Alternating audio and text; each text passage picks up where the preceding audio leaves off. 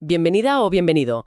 Hoy vamos a meternos de lleno en las reflexiones de Emilio Duró, un consultor, conferenciante, que bueno, después de lo que parecía una carrera de éxito, pues sintió un vacío y eso le llevó a replantearse muchas cosas. Vamos a ver qué ideas tiene sobre qué da sentido a la vida, ¿no? Basándonos en una charla suya bastante conocida. Sí, es una figura interesante porque parte de una experiencia muy personal, yo creo. Esa sensación de, oye, tengo éxito según los demás, pero no soy feliz.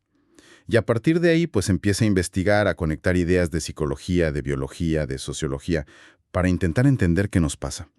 O sea, qué hemos perdido por el camino. Exacto. Y la pregunta de fondo es potente. ¿De qué va esto de vivir realmente? Él cuenta que tuvo momentos personales duros que le hicieron tocar fondo y preguntárselo en serio. A ver, ¿qué descubrió? Pues mira, una de las primeras cosas en las que pone mucho énfasis es en la esperanza, pero la esperanza entendida casi como un motor biológico. Ah, sí. Menciona un experimento, creo que dice de Harvard, ¿no? Con ratas nadando. Eso es, un experimento un poco, bueno, un poco crudo, la verdad. Ponen a una rata a nadar y aguanta unos 15 minutos, antes de rendirse, de ahogarse. Pero aquí viene lo interesante. Si justo antes de que se rinda la sacan, la dejan descansar un poco y la vuelven a meter, Exacto. Si le dan esa pequeña experiencia de salvación, de que hay una salida, la misma rata puede llegar a nadar hasta 60 horas. 60 horas. Es increíble. Es increíble. La diferencia es la expectativa, la esperanza de que, bueno, quizá me vuelvan a sacar. Y ahí Duró lanza la pregunta clave. ¿Quién nos ha quitado a nosotros esa esperanza, esa capacidad de seguir, de creer que las cosas pueden mejorar? Claro. Y lo relaciona mucho con la educación. Nos enseñan matemáticas, física, idiomas, el cómo hacer cosas. Pero, ¿y el por qué? ¿Y cómo gestionar la frustración, el fracaso, la adversidad? Parece que eso se da por supuesto, que la resiliencia o el sentido de la vida es algo que, bueno, que ya vendrá. Y no siempre es así. Necesita cultivarse. Totalmente. Y hablando de encontrar sentido en momentos límite, cuenta la historia de Rick Elias, el superviviente del avión que cayó en el río Hudson. Sí, una historia muy potente. Mientras el avión caía, él tuvo como 3 revelaciones, ¿no? La primera fue: la vida es ahora. Se acabó guardar el vino bueno para la ocasión especial. Vivir el presente, sí. Darte cuenta de lo frágil que es todo. La segunda: arrepentirse de las discusiones tontas, de perder el tiempo en tener razón en lugar de, bueno, de estar bien con la gente que quieres. Decidió elegir ser feliz. Fundamental. Poner el foco en la relación, no en el ego. Y la tercera: que al pensar en la muerte, lo único que de verdad le importaba era ver crecer a sus hijas. Después, ya a salvo, en una función del cole de su hija lo entendió. Su sentido era ser un buen padre. Ahí estaba todo. Es que esas tres ideas resumen muy bien los pilares de Duró. La fugacidad del tiempo, la importancia capital de las relaciones y encontrar un propósito que muchas veces está ligado al amor, al cuidado de otros. Y esto choca frontalmente con lo que él llama la epidemia de soledad actual. Estamos hiperconectados digitalmente, pero Más solos que nunca. sí, menciona un estudio creo que de Michigan, Eso es. que la gente más longeva y con más bienestar, pues resulta que no vive sola. Tiene una vida social activa, una red de apoyo. Algo que, bueno, como dice Duró con ironía, las culturas latinas ya sabíamos, ¿no? La familia, los amigos, ir al bar. Importante con las relaciones, él la liga también a nuestra dificultad para esperar, para posponer la gratificación. Ahí entra el famoso test de la golosina, un clásico. El de los niños pequeños, sí. Les ponen una chuche delante y les dicen: si esperas un rato sin comértela, te damos otra. Y resulta que los niños que aguantaban, que eran capaces de esperar, décadas después, tenían mejores notas, mejores trabajos, relaciones más estables. Menos divorcios incluso. Y los que no podían esperar, los que se comían la chucha enseguida, pues tendrían a tener más dificultades en la vida, objetivamente. Es fascinante esa conexión, ¿verdad? Entre esa capacidad temprana de autocontrol y una vida más, digamos, equilibrada a largo plazo. Y Duró lo usa para criticar esta cultura nuestra del ya mismo. Las series en maratón, Amazon Prime en 1 hora, la noticia al segundo. Todo rápido, todo ya. Exacto. Él dice que eso fomenta la dopamina, el placer inmediato, individual, adictivo. Y nos aleja de la serotonina, el bienestar más calmado, más social, más de largo plazo. Y claro, eso tiene consecuencias. Esta cultura de la inmediatez nos hace más ansiosos, más impacientes. Pues él da datos bastante preocupantes. Habla de porcentajes altos de ansiedad y depresión en niños y jóvenes. Y en adultos también, ¿eh? Más del 40% de mayores de 50 con problemas de salud mental, insomnio. Lo enmarca en un desajuste evolutivo. Estamos programados para sobrevivir al día, para ver peligros. Pero ahora vivimos mucho más tiempo, y el reto es, bueno, llenar esa vida de sentido, de plenitud. Y para eso no estamos tan preparados por defecto. Hay que construirlo entonces. No viene solo. Hay que construirlo activamente, sí. Y donde se ve muy claro ese desajuste es al final de la vida, con los arrepentimientos. Duró recopila los 5 más comunes. Sí, los que la gente expresa cuando ya no hay tiempo. El primero, demoledor. Ojalá hubiera vivido mi vida, no la que otros esperaban. La autenticidad perdida. El segundo, ojalá no hubiera trabajado tanto. Haber dedicado más tiempo a la familia, a la salud, a disfrutar. El equilibrio roto entre trabajo y vida. Muy actual. Tercero, ojalá hubiera expresado más mis sentimientos, sobre todo el cariño, los abrazos, el afecto. La conexión emocional reprimida.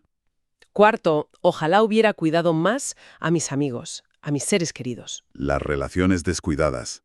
De nuevo, la conexión. Y el quinto, ojalá me hubiera permitido ser más feliz, como si la felicidad fuera un permiso que no nos damos. Fíjate que todos apuntan a lo mismo, ¿no? Al final, lo que de verdad importa son las personas, ser uno mismo, expresar el amor, vivir con calma. Lo contrario a las presiones externas, al éxito material vacío. Duro dice que vivimos con las prioridades al revés. Y al final, la cuenta es simple. ¿Cuánto has querido y te han querido? Qué importante recordarlo. Y pone el ejemplo de Alice Hertzsommer, la pianista que sobrevivió al Holocausto y vivió hasta los 108 años. Ella decía que incluso en el campo de concentración encontraba momentos de belleza, con su hijo, con la música. Elegía ver lo bueno. Es una actitud vital radical. Eso conecta con otra cosa que matiza Duro, el famoso lema de si quieres, puedes. Ah, sí. Le da una vuelta interesante. Dice que, aunque la intención es buena, puede ser peligroso, porque ignora que no todos partimos igual, ni tenemos los mismos talentos ni las mismas oportunidades. Y eso genera frustración. El reptiliano, el límbico y el córtex. Pero insiste en ser realistas. No todos podemos ser Messi o Einstein. Exacto.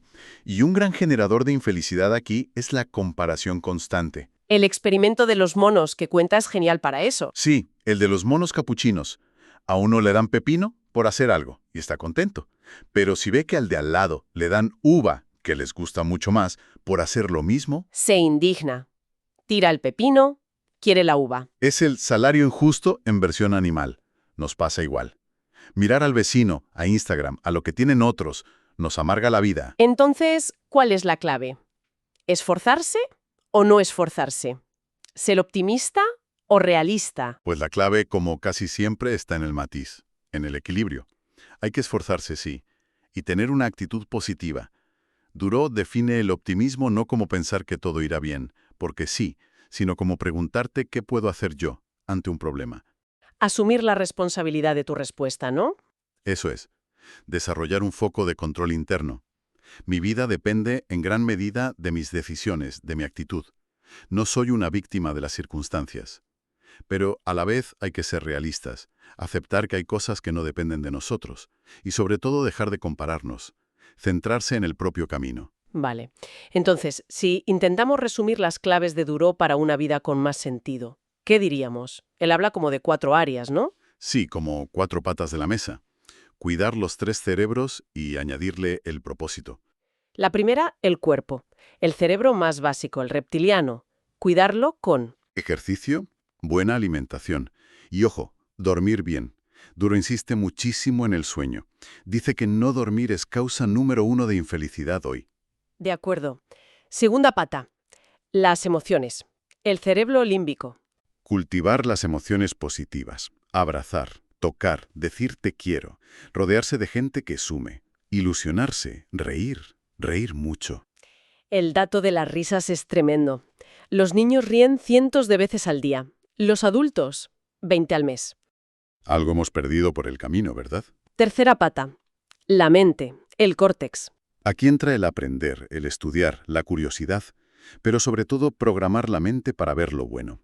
Practicar la gratitud, usar afirmaciones positivas centradas en la responsabilidad personal. Yo soy responsable. Depende de mí. Y la cuarta, que él considera quizás la más importante. El propósito. La parte espiritual, en sentido amplio. Encontrar un para qué te levantas cada mañana. Algo que dé sentido a todo lo demás. La felicidad, de verdad, dice él, no está tanto en el placer rápido o en el poder, sino en sentir que tu vida tiene un significado. Entendido. Cuidar cuerpo, emociones, mente y encontrar un propósito. En resumen, sí. Es pasar de ese modo supervivencia por defecto que nos hace ver lo malo y ahorrar energía, a un modo vivir plenamente, de forma consciente. Poner vida a los años, no solo años a la vida.